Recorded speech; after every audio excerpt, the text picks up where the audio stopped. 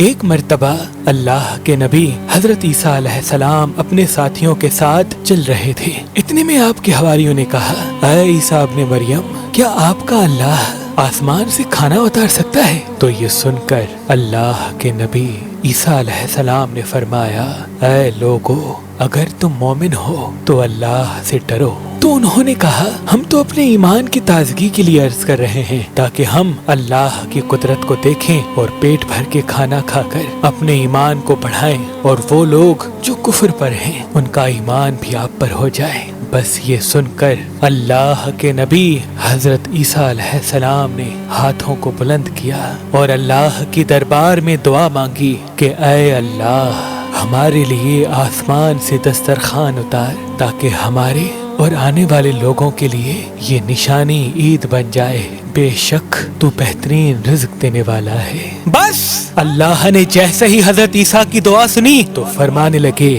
اے عیسیٰ، تمہارے پروردگار نے تمہاری دعا قبول کر دی، لیکن اس دسترخوان کے اترنے کے بعد اگر ان لوگوں نے خیانت کی تو ان پر وہ عذاب نازل ہوگا جو آنے والی نسلوں کے لیے مثال بن جائے گا۔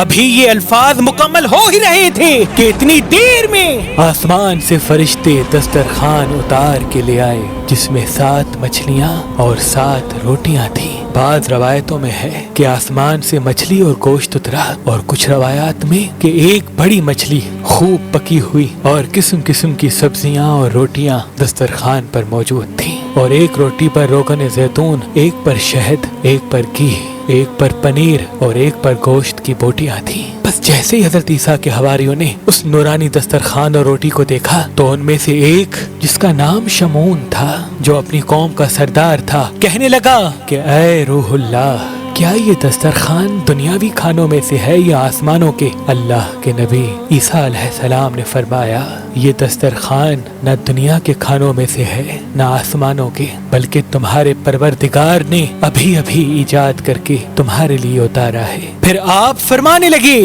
خوب پیٹ بھر کے کھاؤ اور اس میں خیانت نہ کرنا اور نہ ہی کل کے لیے ذخیرہ کرنا، ورنہ اللہ کا عذاب تم پر آ پہنچے گا۔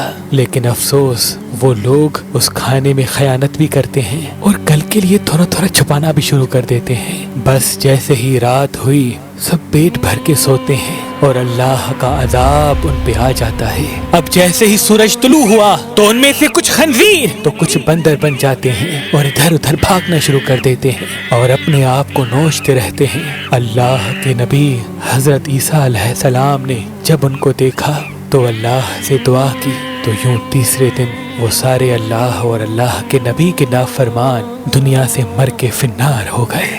بے شک اللہ کے نافرمان کا یہی حشر ہوتا ہے۔ اللہ پاک نے اس واقعے کو اپنے کتاب قرآن کی سورہ مائدہ میں محفوظ کر دیا، تبھی اس سورہ کو مائدہ یعنی دسترخوان کہتے ہیں۔ اے اللہ، ہم سب کو اپنے فرما بردار بندوں میں شامل کر اور ہم سب کو ویسا بنا جیسا تو ہمیں دیکھنا چاہتا ہے۔